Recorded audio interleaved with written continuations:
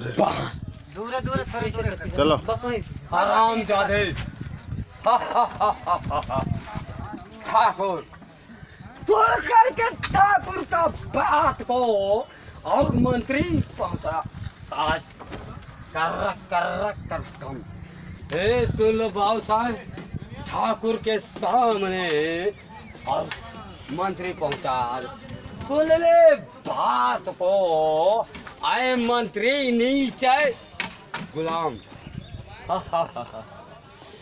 सुने बात को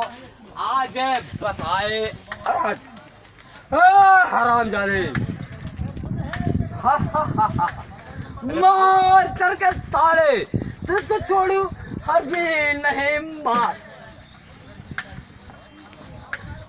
डाकू बन गया चेलन सिंह नाम मेरा चेलन सिंह है नाम डाकू मालिक गया दोस्ती के नाम पे कलंक अरे मेरे दोस्त ऐसा न बहाना बना का हराम जादे अरे बाप हराम जादे साले कुत्ता कमीना और भाग जा ठाकुर के सामने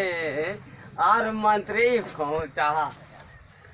कहो हो क्या बात है साफ बताओ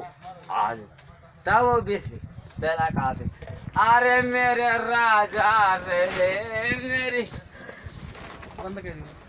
मेरी रानी आ